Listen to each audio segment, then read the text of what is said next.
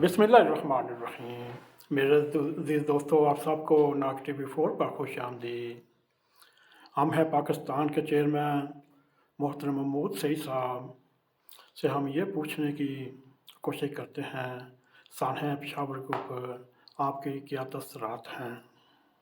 जी अस्सलाम वालेकुम जी, नाग टीवी का बहुत शुक्रिया। तासरात वही हैं जो इससे पहले दोस्तों ने दुख का इजहार किया, और इससे हर जी शऊर जो पाकिस्तान में रहता है या जहाँ वो पाकिस्तान से बाहर रहता है, ओवरसीज़ पाकिस्तानी या कोई भी इंसान, ऐसे दोनों वाक़यात सुन के तो सदमे की हालत में आ जाता है, दुख महसूस करता है। जिस तरह अभी तारिक साहब ने फरमाया कि ये वाक़यात है, ख्वाजा साहब ने बात की है या शौकत भाट साहब ने, आज गुलजार साहब ने भी जिक्र किया है, तो ये बहुत फिक्र की बात है कि हम दुख पे दुख बर्दाश्त करते हैं। हम इससे पहले सानह पेशावर का प्रोग्राम कर चुके हैं और करते हैं, हर साल उनके दुख होते हैं। और उससे ज़्यादा दुख की बात यह है कि हमें कोई चीज़ नज़र नहीं आती कि आगे से भी ऐसा वाक़या नहीं होगा है। वो अदारे जो इतना काम कर रहे हैं, दुनिया में नंबर 1 अदारे कहलाते हैं, या जो भी सिक्योरिटी के अदारे हैं, इतना बड़ा वाक़या हो गया, इतना बड़ा वाक़या हो गया। इसका रद्द-ए-अमल पे तो बाद में बात होती है, लेकिन इतना बड़ा वाक़या हुआ तो क्यों? उससे पहले बन्नू और मुख्तलिफ जगह में ये वाक़यात हो रहे थे कि यहाँ कहीं ना कहीं कमज़ोरी है। जिस तरह इन्होंने बात की है तारिक साहब ने कि वो हमारी सफ़ों में ऐसे सांप हैं, तो खुदारा उन सांपों को ढूंढ के बाहर निकाले, उनके भी सर कुचले। ये आप लोग जिम्मेदार हो, और जो जिम्मेदार है उनको अपनी जिम्मेदारी कबूल करनी चाहिए। न्यूजीलैंड में वाक़या हुआ, यहाँ पे सानिया हुआ है, खानाओं में 8-9 बंदों को गोली मार दी गई नस्ल परस्त ने।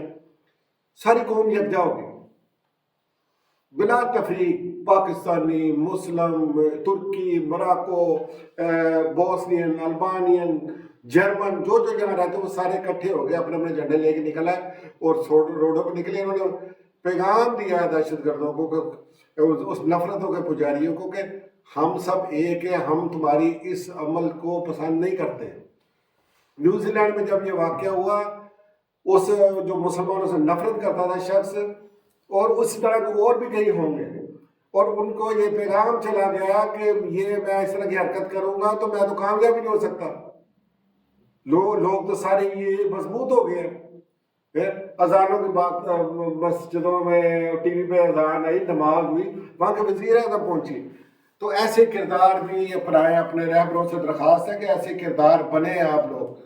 इंतहाई दुख और अफसोस की बात है कि बहावलपुर में जलसा हुआ, हमें किसी पार्टी से कोई गरज नहीं है, लेकिन दुख की बात है कि अगले दिन वहाँ जलसा हो रहा है, वहाँ पे लोग बैठे हुए हैं, हल्ला गुल्ला चल रहा है, शुगल मेला चल रहा है, और इसी तरह मुख्तलिफ जगह पे। क्या ये रहबर इस तरह करते हैं? क्या इनके अपने घर के बच्चे नहीं हैं? क्या इनके माँ बाप नहीं हैं?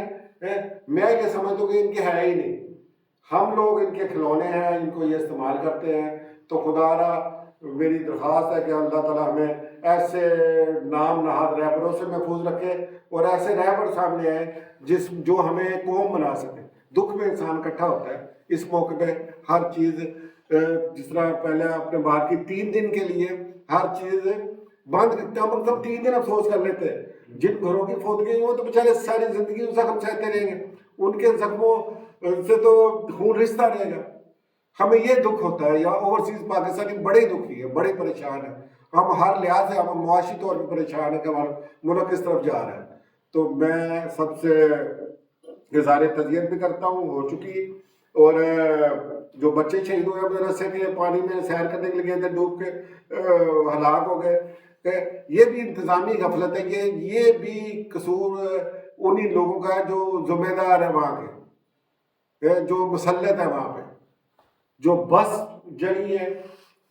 इनको ये अंदाजा नहीं है कि किस तरह लोगों को ट्रेन करते हैं। कभी तक वो सिस्टम आया नहीं है, आए दिन ही खबरें आती है, वो पहली खबर नहीं है। तो हमें इन जख्मों भरी खबरों से, हम आगे प्रदेश से दूर बैठे हैं, परदेसी है, देश से दूर है, उदास है, परेशान है। हमें हर वक्त नया खटका लगा रहता है, जैसे टीवी खोले। हमें इन जख्मों से बचाओ और अपने लोगों को बचाओ, और एक दूसरे से मिलकर پاکستان کو مضبوط کرنے کی کوشش کرو اور نظر رکھو اپنے دشمنوں پہ، ہر ایک پاکستانی. خدا حافظ.